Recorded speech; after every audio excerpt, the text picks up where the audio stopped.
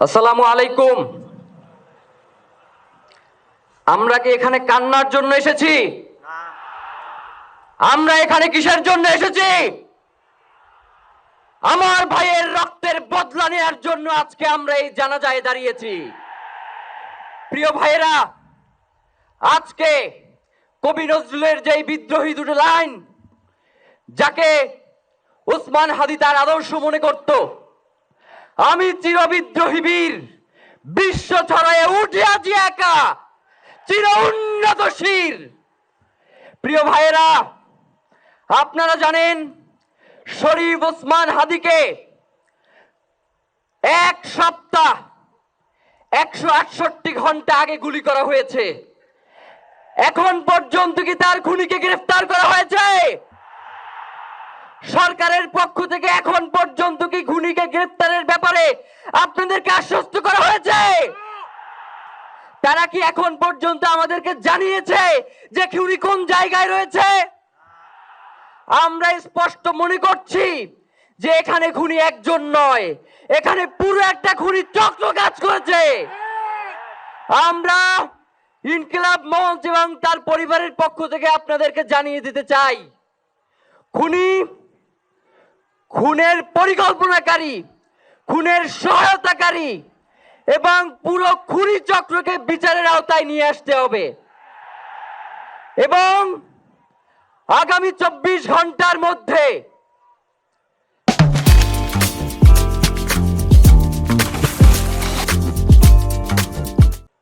স্বরাষ্ট্র উপদেষ্টা এবং সহকারী উপদেষ্টা খোদাবক্স তাদেরকে জনতার সম্মুখে এসে তারা এই খুনের ব্যাপারে গত এক সপ্তাহ ধরে কি পদক্ষেপ নিয়েছে তা জনসম্মুখে জানাতে হবে। যদি তারা জানাতে না পারে তাহলে তাদেরকে পদত্যাগের জন্য প্রস্তুত থাকতে হবে। আমরা ইনকিলাব মঞ্চ কোনোভাবেই শরীফ ওসমান হাদির রক্তকে বৃথা যেতে দেব না। আমরা ঘোষণা করতে চাই, শরীফ ওসমান হাদির রক্তের মধ্য দিয়ে বাংলাদেশ ইনসাফ কায়েম হবে। আপনাদেরকে তিনি বারংবার বলেছেন, বাংলাদেশের স্বাধীনতা, সার্বভৌমত্ব রক্ষা এবং ইনসাফের লড়াইয়ের জন্য আমাদেরকে যদি জীবন দিয়ে দিতে হয় আমরা জীবন দিয়ে দেব, তবু ইনসাফের লড়াই ছাড়বো না। সুতরাং প্রিয় বন্ধুগণ, আমাদেরকে ইনসাফের লড়াই লড়তেই হবে। আপনারা রাজি আছেন কিনা? এবং সেই সাথে আমরা আরো বলতে চাই, সিভিল মিলিটারি ইন্টেলিজেন্সের মধ্যে ঘাপটি মেরে বসে থাকা আওয়ামী দোসরদেরকে চিহ্নিত করে গ্রেফতার করতে হবে। প্রিয় সংগ্রামী বন্ধুগণ, শরীফ ওসমান হাদির পরিবারকে জানানো হয়, রাষ্ট্রের পক্ষ থেকে আপনাদেরকে যদি কোনো সুবিধা দরকার হয় আপনারা আমাদেরকে বলবেন।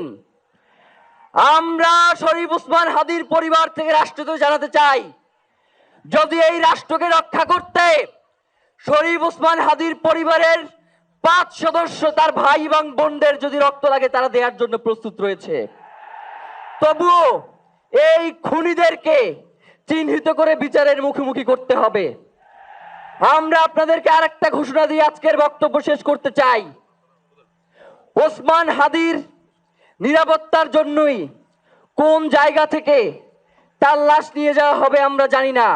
ওসমান হাদি ভাই কি মৃত? তিনি আমাদের লক্ষ কোটি তরুণের মধ্যে জীবিত রয়ে যাবেন ইনশাআল্লাহ। আপনাদেরকে জানিয়ে দিতে চাই, কোন ধরনের সহিংসতা ছাড়া আমরা যেহেতু ওসমান হাদির লাশকে আমরা জাতীয় কবি কাজী নজরুলের পাশে দাফন করার ব্যবস্থা করতেছি, আপনারা সবাই এই প্রোগ্রাম শেষে জনতা মিছিল নিয়ে শাহবাগে চলে যাবেন। আমরা ওখানে গিয়ে আপনাদের সাথে দাফনের পরে কথা বলবো। হয় বাংলাদেশের স্বাধীনতা, সার্বভৌমত্ব থাকবে, বাংলাদেশের ইনসাফ কায়েম হবে, নয়তো আমরা বাংলাদেশের জন্য রক্ত দেওয়ার জন্য সবাই প্রস্তুত রয়েছি। এবং ইনকিলাব মঞ্চ ব্যতীত কারো কোনো প্রোপাগান্ডায় আপনারা কোনো ধরনের সহিংসতার পথ বেছে নেবেন না। আমরা ইনকিলাব মঞ্চের পক্ষ থেকে আপনাদেরকে জানাবো কখন কি ব্যবস্থা গ্রহণ করতে হবে। আপনাদের সকলকে, এই লক্ষ লক্ষ মানুষকে, আজকে শরীফ ওসমান হাদির জন্য যারা এসেছেন, শহীদ শরীফ ওসমান হাদি, তাকে আমরা সবাই দোয়া করব এবং তার যেই লড়াইয়ের পথ, তার যেই সাংস্কৃতিক আন্দোলন, তার যেই আধিপত্যবাদের বিরুদ্ধে লড়াই, আমরা সকলে সেটাকে একসাথে প্রতিহত করব। বাংলাদেশ জিন্দাবাদ, ইনকিলাব জিন্দাবাদ, নারায়ে তাকবীর, নারায়ে তাকবীর। দিল্লি না ঢাকা, দিল্লি না ঢাকা, গোলামি না আজাদি, ক্ষমতা না জনতা, আপোষ না সংগ্রাম, দিল্লি না ঢাকা। আমার ভাই কবরে, খুনি কেন বাহিরে, আমরা সবাই হাদি হব, গুলির মুখে কথা কব, আমরা সবাই হাদি হব। নারায়ে তাকবীর, ইনকিলাব ইনকিলাব, মুজিবাদ মুর্দাবাদ, ইনকিলাব জিন্দাবাদ।